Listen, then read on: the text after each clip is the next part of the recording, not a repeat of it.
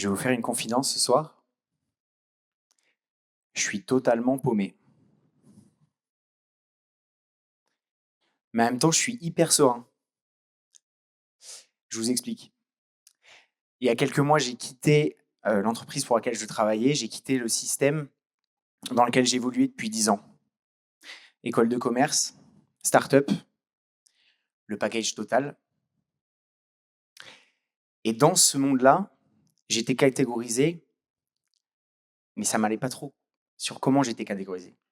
Je me suis rendu compte depuis que, en fait, ce mélange de très peu de timidité, beaucoup de curiosité, un peu d'hyperactivité, ça m'a amené vers l'inconnu, tout le temps.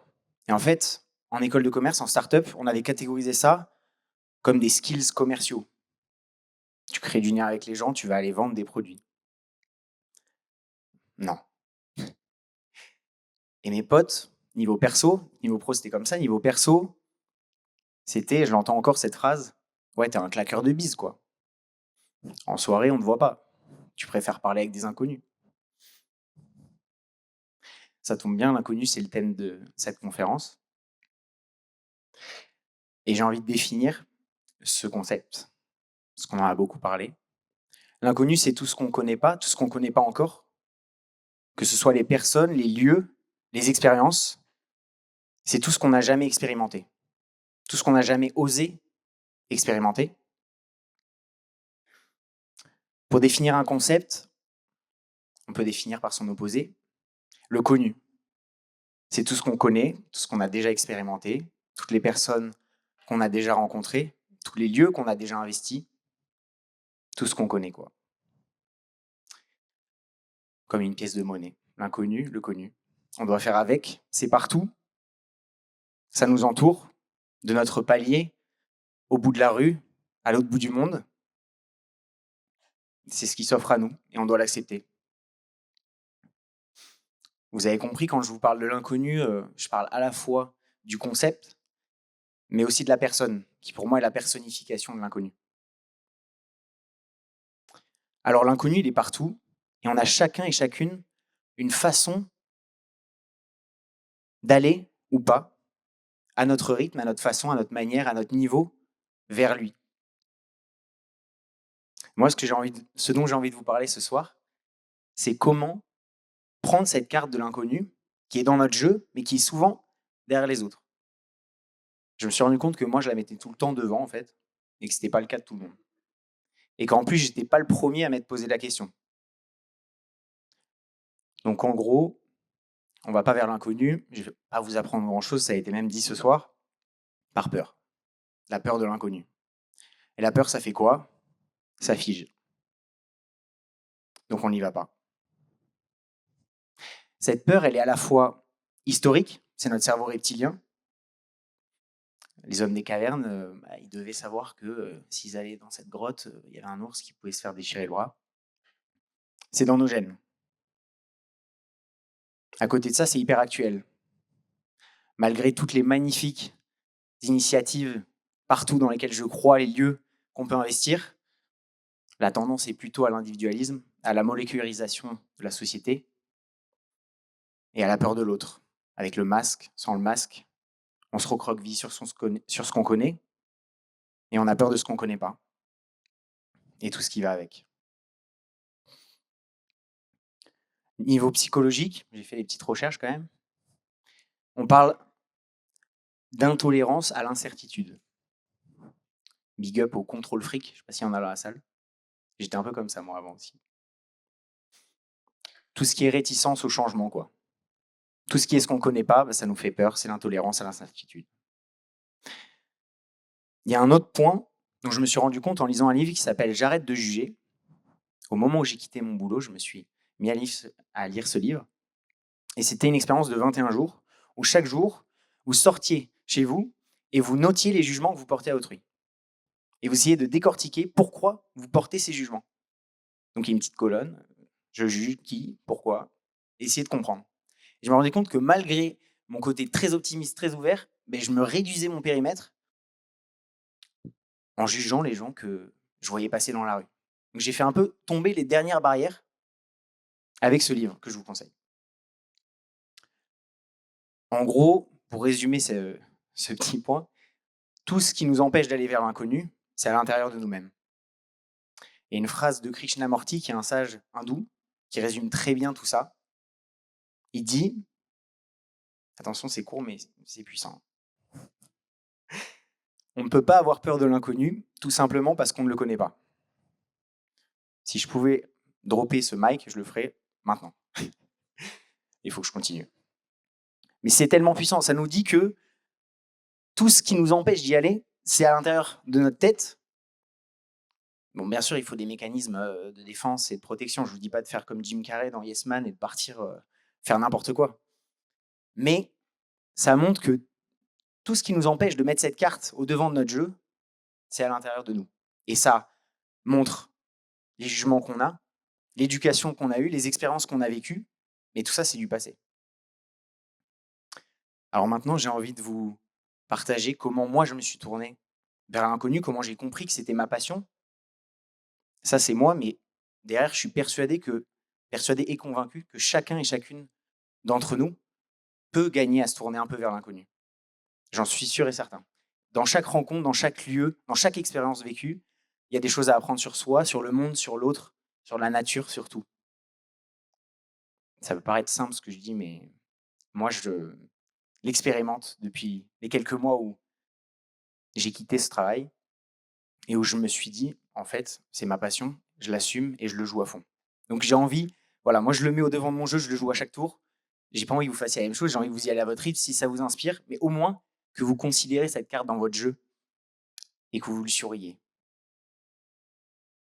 Que vous lui souriez à l'inconnu, autant au niveau pratique, comme je le fais actuellement, je suis en train, je crois, de vous sourire, vous êtes une bande d'inconnus pour moi, mais aussi au niveau métaphorique, de sourire aux situations et à tout ce qui se présente à vous.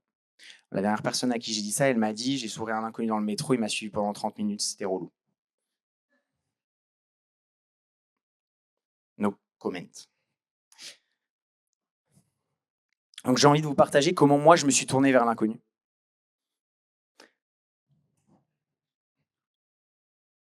Il y a quelques mois, j'ai donc quitté ce travail sans savoir ce que j'allais faire après, parce que j'ai été un peu obligé de le faire pour me protéger.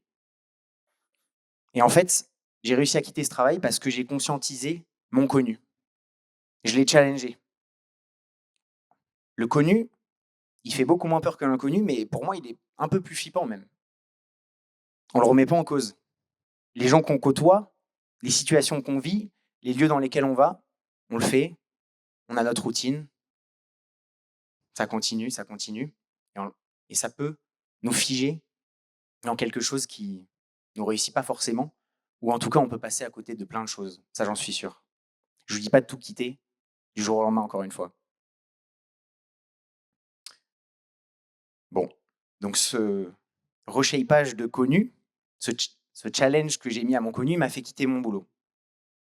Je me suis retrouvé le 2 janvier sur un banc tout seul, après le nouvel an. Mes potes étaient repartis à leur boulot respectif et moi, je savais pas ce que j'allais faire dans les prochaines heures et de ma vie, mais je savais que le package BSPCE, jour de congé et une petite boîte start-up dans le système, ça me convenait plus trop. Donc là, autant vous dire, à l'intérieur de moi-même, c'était le vide intersidéral.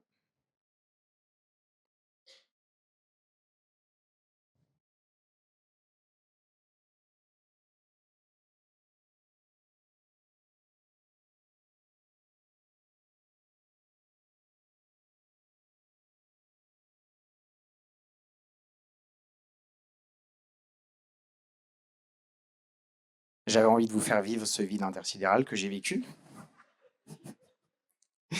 Mais plus que ça, j'avais envie de vous montrer qu'il y a des côtés positifs au vide intersidéral que ce silence représentait. Vous vous êtes dit, qu'est-ce qu'il fout le mec? Il est complètement paumé, c'est une imposture.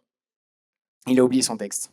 Vous avez été gêné, vous m'avez peut-être jugé, et ça vous a peut-être confronté à quelque chose de pas très positif, vu qu'on est dans un monde où on n'aime pas trop être dans le silence. Ouais, même au chiottes avec nos écouteurs, pour le contrer. Moi, de mon côté, ouais, j'étais préparé. Ça m'a permis de me resituer dans le moment, de prendre ma respiration, de recapter votre attention et de faire le tri dans tout ce que j'avais envie de vous dire jusqu'à la fin de ce TED. Et le vide, il a cet énorme intérêt de pouvoir faire le tri. C'est comme une grande gourde d'eau que vous avez qui représente votre connu. Vous ne savez pas ce que vous voulez mettre dedans. Et il vous faut la vider. Au moins un peu. Moi, je l'ai fait totalement. Vous pouvez la vider doucement pour la remplir d'autres choses. Dans les fleurs de préférence. D'accord. Mais donc, ce vide, il a pour intérêt de faire le tri. Et faire le tri, c'est partir vers vous-même. C'est accepter vos envies, vos peurs. Ce que j'ai fait, c'était pas facile. Et moi, je l'ai fait encore une fois en sautant la tête la première dans l'eau. Je vous dis pas de faire la même chose, vous pouvez trembler un peu vos pieds à votre rythme. Mais en tout cas, rejeter son connu, faire le tri, faire le vide, se tourner vers soi-même, c'est comme ça que je me suis tourné vers l'inconnu. En fait, l'inconnu, c'est un miroir. Il ancre nos peurs, il ancre nos envies, et du coup, il nous fait voyager vers nous-mêmes. Ça a cet énorme avantage. Bon, j'avais dit que je passais en mode optimiste là, après le silence, et pour l'instant, je vous parle de faire le vide, faire le tri, regarder vers vous-même et rejeter votre connu. C'est pas hyper positif, j'avoue. Le côté vraiment positif de l'inconnu, pour moi, c'est vivre l'aventure. Le côté aventurier de l'inconnu. Il n'y a pas besoin d'aller à l'autre bout du monde pour vivre l'aventure. Allez parler à votre voisine de palier que vous n'avez jamais rencontrée, à la boulangère, à la personne au coin de la rue, et je suis sûr qu'il y a des choses à apprendre sur vous, sur le monde, et sur l'autre. Recréer ce lien. J'en parlais avec la tante d'un ami qui me disait « T'es un aventurier du temps moderne, tu recrées le lien, t'as pas besoin de partir à l'autre bout du monde, t'y vas, et tu vis avec l'inconnu, tu frissonnes avec l'inconnu. » Et c'est ce que j'ai envie de vous partager ce soir. J'étais à une conférence de philosophie il y a quelques semaines, et il y a 3 mots qu'a dit le professeur Stéphane Azaris, à la fin qui m'ont marqué. Et s'il y a 3 mots que vous devez retenir de mon passage ici ce soir, je pense que c'est ceux-là. Ils résument assez bien ce que je viens de vous dire. C'est comment on passe de la prise. Donc la prise, c'est être enfermé dans le connu, ne pas encore l'avoir remis en question, et du coup être figé. Comment on passe de la prise à la déprise? La déprise, c'est le lâcher prise, c'est la remise en question, c'est challenger tout ce qui se passe autour de nous, faire le tri, se tourner vers soi-même. Et comment, en passant de cette prise, de cette déprise, de cette prise à cette déprise, on voit la vie comme une surprise. Moi aussi, j'ai eu la même réaction quand il a dit surprise, encore une fois, puissant. Mais ça montre le côté tellement positif de l'inconnu. Quand on sort tout ce qu'on a dans le mental, quand on fait le tri, et je pense que vous le voyez, mais c'est ce que j'ai au plus profond de moi depuis quelques semaines, quelques mois, et que j'ai envie de vous partager ce soir, c'est qu'il y a un côté positif à aller chercher. Moi, du coup, là, on a un peu remis la carte sur le devant du jeu. J'ai envie d'aller un peu plus loin encore. J'ai envie de vous montrer qu'est-ce qui se passe quand vous la jouez. La première chose qui se passe quand vous la jouez, c'est ce que je suis en train de vivre en ce moment devant vous, c'est de vous sentir vivant. C'est de frissonner. Je ne me suis jamais senti aussi vivant que là ce soir, je pense. Il y a 1 mois et demi, je rencontrais Elie, qui dirige cette association. On parlait de tout et n'importe quoi, et d'un moment, je lui dis, je suis fan de l'inconnu. Et il me dit, le 4 avril, il y a une conférence sur l'inconnu, ce serait cool que tu présentes un projet. En plus, c'est à 50 mètres de chez toi. Véridique. Donc j'ai souri à l'inconnu, et c'est ça qui m'amène devant vous ce soir, et qui me fait frissonner, et qui me rend vivant, parce que j'ai écouté mon instinct. Et c'est ça, la première chose que vous risquez à vous pencher sur l'inconnu, c'est de vous sentir vivant et vivante. La deuxième chose que vous risquez à vous tourner vers l'inconnu, c'est de vous sentir vivant. Donc aussi, la première chose qu'il m'a dit, c'est pourquoi tu es autant fan de l'inconnu? Après quelques séances de bavardage, on va dire, je me suis rendu compte que je me sentais libre parce qu'il n'y avait plus aucune règle. Dans l'inconnu, c'était à moi de définir tout ce que je voulais faire, avec qui, quand, comment, ce que j'allais voir. La troisième chose que vous risquez à vous pencher vers l'inconnu, c'est d'augmenter votre singularité. De conjuguer la vie au singulier. Et pas dans le mauvais sens du terme individualiste, mais d'aller vers ce que vous êtes au plus profond de vous. Moi, je m'en suis rendu compte, je suis passé de répondre à des fiches de poste où je me sentais la même personne que tous les autres, alors qu'au fond, je savais que j'étais pas la même personne, mais que j'étais en compétition avec 50 personnes et que je me disais sur un malentendu, je suis allé pris. En fait, depuis, j'ai fait que creuser ma singularité. Et du coup, ça fait que, en creusant votre singularité, vous n'êtes plus en compétition avec les autres. Vous faites des choses avec les autres et vous pouvez, vous en êtes sûr, vous réaliser avec les autres. Parce que vous n'êtes plus la même personne, vous n'êtes plus deux personnes en compétition, mais plutôt deux esprits créatifs qui peuvent s'additionner et faire de belles choses.